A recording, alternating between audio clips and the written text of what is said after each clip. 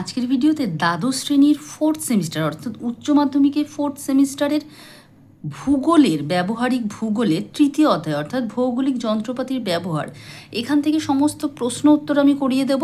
এই প্রশ্ন উত্তরগুলো কিসে কাজে লাগে? তোমাদের পরীক্ষার সময় যে মৌখিক প্রশ্ন ধরা হয়, ভাইবা হয়, সেখানে ধরা হয় এই প্রশ্নগুলো। তাছাড়া পরীক্ষার সময় শর্ট কোয়েশ্চেন হিসাবে 1 নাম্বার 2 নাম্বারের শর্ট কোয়েশ্চেন হিসাবে এগুলো আসে। সেই কারণে এগুলো তোমাদের রেডি করতে হবে। দেখতে থাকো।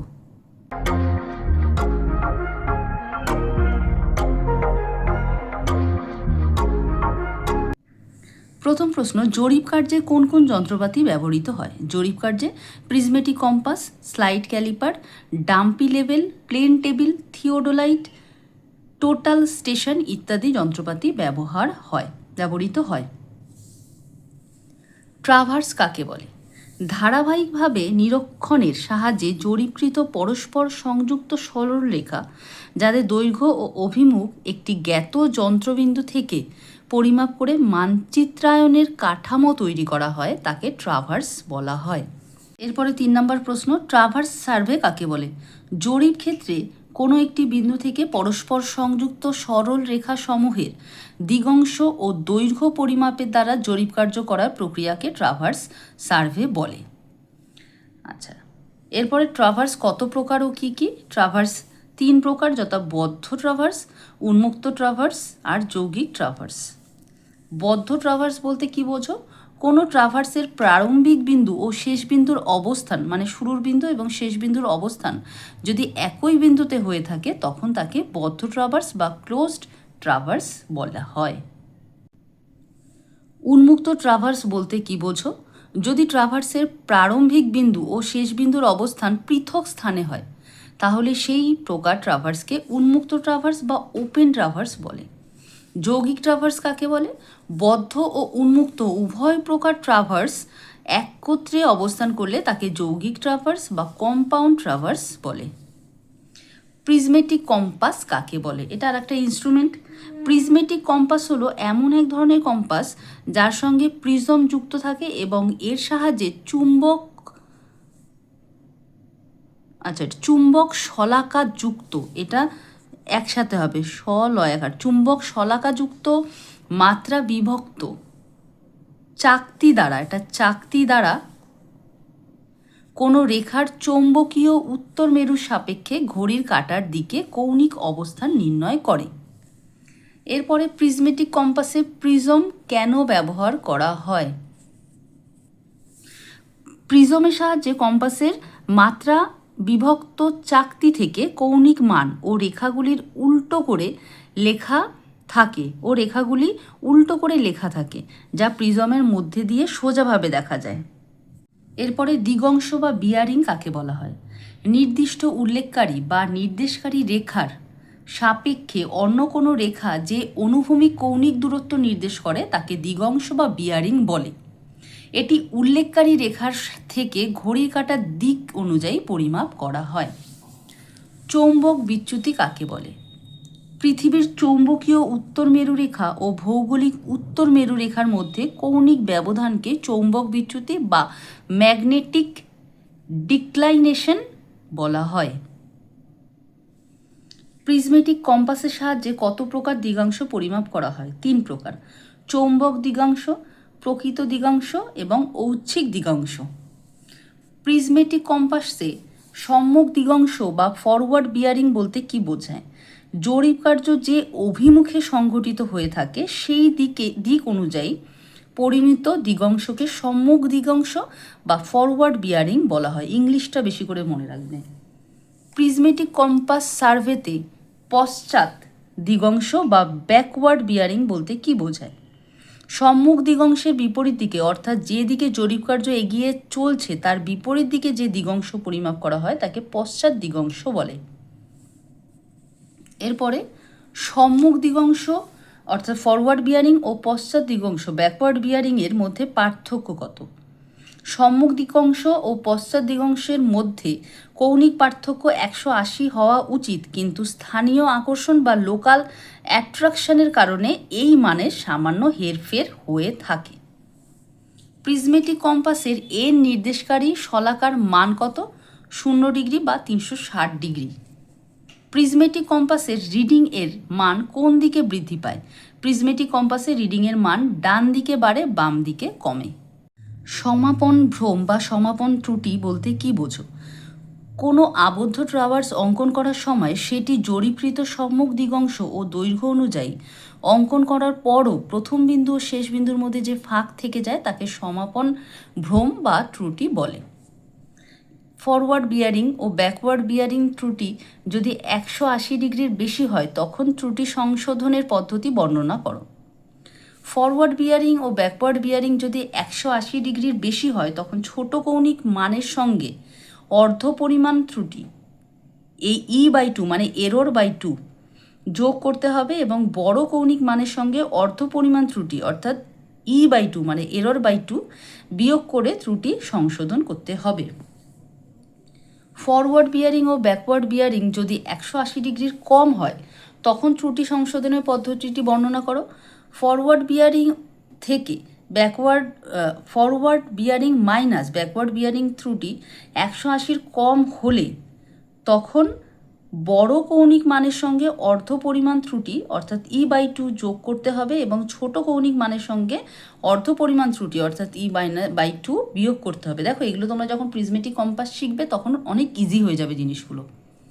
স্লাইড ক্যালিপার কোন কাজে ব্যবহার করা হয়? স্লাইড ক্যালিপার দ্বারা ক্ষুদ্র আয়তনের কোনো বস্তুর অভ্যন্তরীণ ও বাহ্যিক দৈর্ঘ্য পরিমাপ করা হয়। এছাড়া বস্তুর ব্যাস, বেধ ও গভীরতা নির্ণয় করা হয়। ন্যূনতম কত দৈর্ঘ্যের বস্তু স্লাইড ক্যালিপার দ্বারা পরিমাপ করা সম্ভব? 1 থেকে 2 মাইক্রন দৈর্ঘ্যের বস্তু। স্লাইড ক্যালিপারকে ভার্নিয়ার ক্যালিপার বলা হয় কেন? ফরাসি গণিতজ্ঞ পিয়ের ভার্নিয়ার স্লাইড ক্যালিপার উদ্ভাবন করেন, তাই তার নাম অনুসারে একে ভার্নিয়ার ক্যালিপার বলা হয়। পজিটিভ ভার্নিয়ারের একটি বৈশিষ্ট্য লেখো। পজিটিভ ভার্নিয়ারের ক্ষুদ্রতম ভাগের দৈর্ঘ্য মূল স্কেলের ক্ষুদ্রতম ভাগের দৈর্ঘ্য অপেক্ষা কম হয় এবং মূল স্কেল ও ভার্নিয়ার স্কেলের মান একই দিকে বাড়ে। নেগেটিভ ভার্নিয়ারের একটি বৈশিষ্ট্য উল্লেখ করো। নেগেটিভ ভার্নিয়ারের ক্ষুদ্রতম ভাগের দৈর্ঘ্য মূল স্কেলের ক্ষুদ্রতম ভাগের দৈর্ঘ্য অপেক্ষা বেশি হয় এবং ভার্নিয়ার স্কেলের মান মূল স্কেলের বিপরীত দিকে বাড়ে। ভার্নিয়ার ক্যালিপার যন্ত্রে একটি চোয়াল দেখা যায়। কটি চোয়াল দেখা যায়? 2 জোড়া চোয়াল দেখা যায়, যার মধ্যে এক জোড়া হলো অনড় বা স্থির, অপর জোড়া চোয়াল সরণযোগ্য মানে সরে। স্লাইড ক্যালিপারের উপরের চোয়াল কোন কাজে ব্যবহৃত হয়? গর্তের ব্যাস, গভীরতা ইত্যাদি অর্থাৎ বস্তুর অভ্যন্তরীণ অংশের পরিমাপ করা হয় স্লাইড ক্যালিপারের উপরের চোয়ালের সাহায্যে। স্লাইড ক্যালিপারের নিচের চোয়াল দ্বারা কি কি পরিমাপ করা হয়?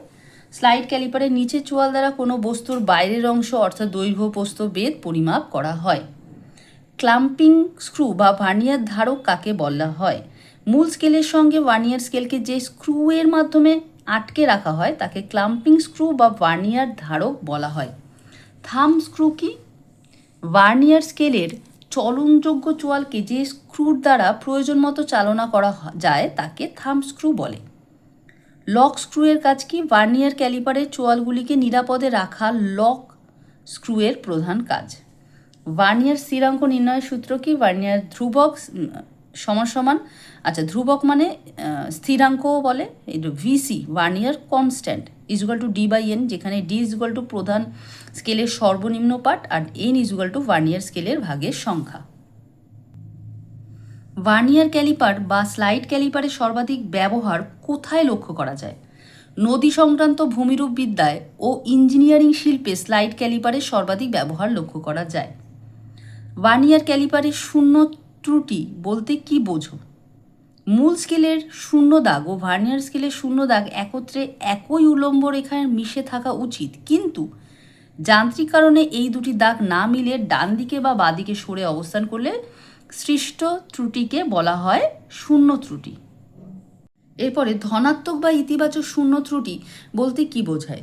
ভার্নিয়ার স্কেলের শূন্য দাগ 0 দাগ মূল স্কেলে 0 দাগের ডান দিকে সরে অবস্থান করলে যে পরিমাণ ত্রুটি পাওয়া যায় তাকে ধনাত্মক বা ইতিবাচক শূন্য ত্রুটি বলে। এরপরে ঋণাত্মক বা নেতিবাচক শূন্য ত্রুটি বলতে কি বোঝায়? ভার্নিয়ার স্কেলের শূন্য দাগ মূল স্কেলের শূন্য দাগের বাম দিকে সরে অবস্থান করলে যে পরিমাণ ত্রুটি সৃষ্টি হয় তাকে ঋণাত্মক বা নেগেটিভ শূন্য ত্রুটি বলে।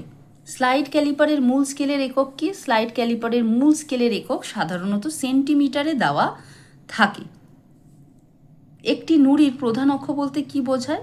কোনো নুড়ির দুই প্রান্তে সর্বাধিক দূরত্বে অবস্থিত দুটি বিন্দুকে সরলরেখা দ্বারা যুক্ত করলে তাকে ওই নুড়ির প্রধান অক্ষ বলে। একটি নুড়ির গৌণ অক্ষ বলতে কি বোঝায়? কোনো নুড়ির প্রধান অক্ষের সমকোণে অবস্থিত দুটি বিন্দুর মধ্যবর্তী দূরত্বকে নুড়ির গৌণ অক্ষ বলা হয়। মধ্যবর্তী অক্ষ কাকে বলে?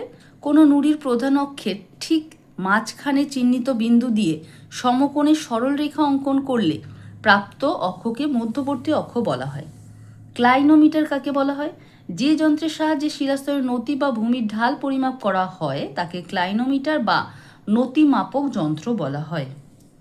বহুল প্রচলিত দুটি ক্লাইনোমিটার যন্ত্রের নাম উল্লেখ করো। এস রে কম্পাস এবং অ্যাবনি ডেভিল, এই দুটো হচ্ছে ক্লাইনোমিটারের যন্ত্রের নাম। ক্লাইনোমিটার যন্ত্রের চুম্বক শলাকা কী কাজে ব্যবহৃত হয়? দিক নির্দেশক হিসাবে ব্যবহৃত হয়। ক্লাইনোমিটার যন্ত্রে ডায়ালের বৃত্তগুলিতে কতগুলি বিভাগ থাকে? ক্লাইনোমিটার যন্ত্রে ডায়ালের ভিতরের বৃত্তটি 1 ডিগ্রি থেকে 90 ডিগ্রি পর্যন্ত বিভক্ত থাকে এবং বাইরের বৃত্তটি 1 ডিগ্রি ব্যবধানে 0 থেকে 360 ডিগ্রি পর্যন্ত মোট 360টি ভাগে বিভক্ত থাকে। ক্লাইনোমিটার যন্ত্রের চুম্বক শলাকা কতগুলি দিক নির্দেশ করে? 16টি। ক্লাইনোমিটার কম্পাস ও প্রিজমেটিক কম্পাসের মধ্যে পার্থক্য কী? ক্লাইনোমিটার যন্ত্রের সাহায্যে শিলাস্তরের নতি ও ভূমিভাগের ঢাল পরিমাপ করা হয়। প্রিজমেটিক কম্পাসের সাহায্যে ভূপৃষ্ঠের কোনো সরলরেখার চৌম্বক দূরত্ব বা চৌম্বক দিগংশ পরিমাপ করা হয়। একদম শেষের দিকে এসে গেছি। 6 থার্মোমিটারের সাহায্যে কি পরিমাপ করা হয়? দিনের সর্বোচ্চ সর্বনিম্ন তাপমাত্রা পরিমাপ করা হয়, মানে মেন কথা তাপমাত্রা পরিমাপ করা হয়। গরিষ্ঠ ও লঘিষ্ঠ উষ্ণতা বলতে কি বোঝো? একটি নির্দিষ্ট স্থানের দৈনিক সর্বাধিক উষ্ণতাকে গরিষ্ঠ উষ্ণতা ও দৈনিক সর্বনিম্ন উষ্ণতাকে লঘিষ্ঠ উষ্ণতা বলা হয়। দৈনিক উষ্ণতার প্রসর কাকে বলে? একটি নির্দিষ্ট স্থানে দৈনিক সর্বোচ্চ উষ্ণতা ও সর্বনিম্ন উষ্ণতার পার্থক্যকে দৈনিক উষ্ণতার প্রসর বলা হয়। এখানেই হলো প্রশ্নগুলো শেষ হলো। তাহলে তোমাদের তৃতীয় অধ্যায়ে ভৌগোলিক যন্ত্রপাতির ব্যবহারের সমস্ত শর্ট কোশ্চেন, মানে এগুলো 1 নাম্বার বা 1 নাম্বারে আসবে, তো এইগুলো বুঝিয়ে দিলাম। লিখে নিও, তোমরা মুখস্থ করে নিও, পরীক্ষার জন্য খুবই দরকারি। তাছাড়া বলি এখানে 4টে ইনস্ট্রুমেন্ট ছিল: prismatic compass, clinometer, slide caliper আর থার্মোমিটার। তো এই কটা যন্ত্র কিন্তু পরীক্ষায় শিখতে হবে। পরীক্ষার আগে প্রত্যেকটি ইনস্ট্রুমেন্ট বা যন্ত্র কিভাবে রিডিং নেবে সব আমার শেখানো আছে।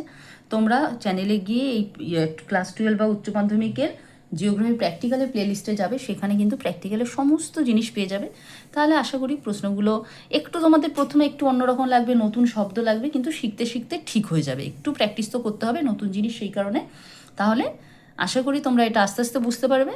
আজকের জন্য এখানেই শেষ করছি। খুব তাড়াতাড়ি তোমাদের প্রয়োজনীয় আরও অনেক ভিডিও নিয়ে আসতে চলেছি।